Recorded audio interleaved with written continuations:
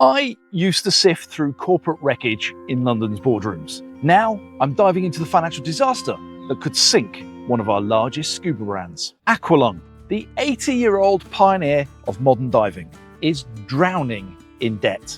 Their lifeline? A potential takeover by Head, owner of Mares and SSI, that could monopolize the dive gear you rely on when you're underwater. This isn't just a corporate drama. If Head swallows Aqualung, your regulator prices could skyrocket, innovation could stall, and dive shops could lose their choices. Your safety at the mercy of a merger. Financial regulators could decide if this deal sinks or swims, and Aqualung's new Apeks regulator, the EVX 200, and possibly their best ever, is already getting lost in the chaos. You need to know this before your next dive. As an accountant who dived into both spreadsheets and shipwrecks, I've seen how these deals are structured or can implode. Let's unpack the numbers, the risks, and why this matters to your dive gear.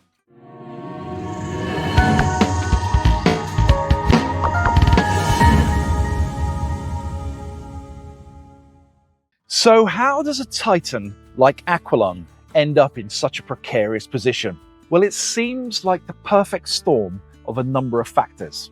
In 2016, private equity firm Montague acquires Aqualung in what is referred to as a leveraged acquisition, placing much of the debt used to buy the company onto the balance sheet of Aqualung.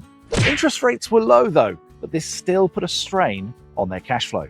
But like many industries, COVID happened, and scuba diving was hit hard by the pandemic. Travel bans, closed dive shops, Aqualung's revenue, heavily tied to recreational diving, plummeted 30 to 40% over 2020 and 2021. Things got tight enough for Aqualung that they reportedly mortgaged some of their intellectual properties. These included patents, trademarks, and the designs for some of their subsidiary products at Apeks. These were mortgaged to French banks just to get liquidity. Now, this is a sign of serious financial problems. Add in high operating costs, ongoing supply chain headaches post-pandemic, and fierce competition from all other brands eating into their margins, and the picture becomes clearer. And then we add on the impact of rising interest rates to a big pile of debt.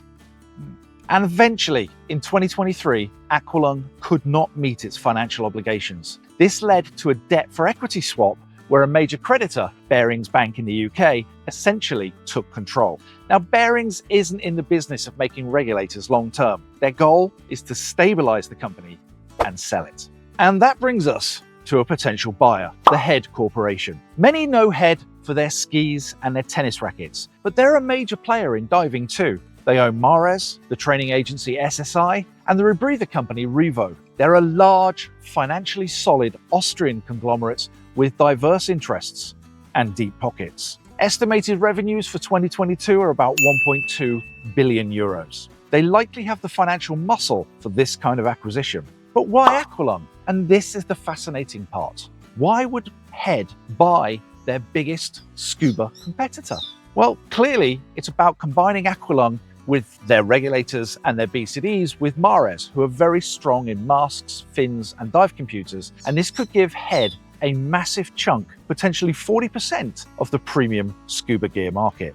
They could streamline everything, combine research and development. Imagine Apeks technology meeting Revo rebreathers. They could merge distribution, cut costs, and cross-sell products across their combined networks. Simply put, acquiring Aqualung can take their main rivals off the board. This includes brands like Scuba Pro, Huish, and Cressy out of the marketplace, potentially giving Head more power over pricing and innovation direction. But it's not necessarily going to be plain sailing for Head. There are some significant hurdles that need to be looked at. Remember those mortgaged intellectual properties and patents and trademarks that we mentioned before? Well, that's going to be a major complication for Head. They would need to deal with the debt that's tied up with those crucial designs and those crucial ideas. They'd either have to pay off the French banks or renegotiate payment terms with them in order to free up that IP. This adds risks and could affect Aqualung's valuation. If critical tech remains tied up, it could stifle innovation even after an acquisition. And could regulators step in? Combining Mares and Aqualung into one huge scuba diving entity might mean that they could fall foul of anti-competition rules or antitrust in the US. While the deal might fall below the thresholds for an automatic EU-wide review, it could come under the jurisdictions of national competition authorities in either the UK or France. They're probably going to take a tough look. They'll examine if the merger significantly reduces competition, especially if they define the market narrowly as premium scuba diving gear as opposed to sports equipment. Head might be forced to sell off parts of the business, perhaps even brands like Apeks themselves, or license off some of the technology to other scuba diving brands in the marketplace. Smaller brands and dive shops might also lobby against the deal, fearing far less choice and higher prices. And this brings us to Apeks, Aqualung's highly respected UK subsidiary, famous for its high-performance regulators. Just as all this uncertainty swirls, Apeks launched a new premium regulator into the market, their EVX 200, which is the replacement to the amazing XTX 200. From what I've seen though, the launch seems to have been quite muted. Why is that? Well, timing is everything. Launching a new product into a marketplace is expensive, particularly when it's a high-end product. Add in the issues of your parent company being in such financial trouble and uncertain times isn't ideal. Divers might understandably hesitate to invest heavily in a brand if they're worried about future support, warranty,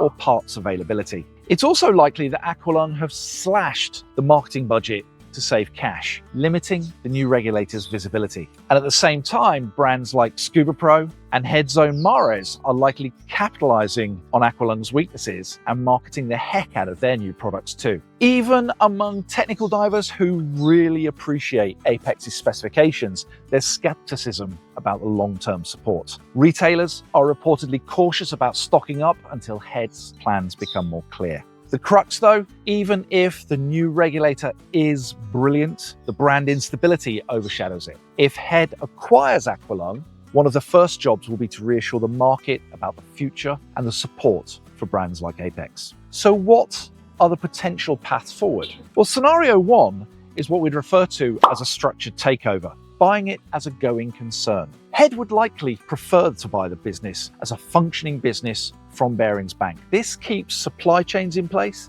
the dealer network in place, and relatively the brand reputation intact. But they'll have to navigate the intellectual property debt and potential antitrust remedies. Scenario two is an insolvency acquisition. If Aqualung were to formally enter insolvency before a deal is struck, Head could potentially cherry pick the best assets, like Apeks and some of the patents, at a lower price, leaving behind all the unwanted debt and divisions. However, this fire sale approach could risk damaging the premium reputation of the brands and could still attract regulatory scrutiny if it looks like asset stripping to create a monopoly. The outcome for us though, short term, consolidation could lead to some price increases as competition in the market reduces.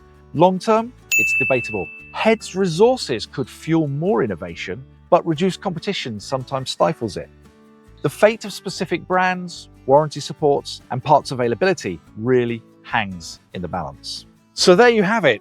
The potential acquisition of Aqualung by Head is a complex situation with massive implications for scuba diving around the world. It's a story of financial distress, corporate strategy, regulatory hurdles, and the uncertain future of iconic brands like Aqualung and Apeks. Will Head successfully navigate the financial and regulatory complexities? Will they manage to integrate Aqualung smoothly, or will they be forced to break it up? And what will the dive gear landscape look like a year from now? As someone who's seen business navigate these kind of transitions from the inside during my time restructuring, it's clear the path ahead for Aqualung, Apeks, and potentially Head is far from certain. What do you think? Will the merger sink or swim? Should regulators intervene? And are you hesitant to buy into the new Apeks regulator right now? Let me know your thoughts in the comments below. Thank you for watching. We really appreciate it. Don't forget to like and subscribe for more deep dives into the world of scuba. Safe diving, guys.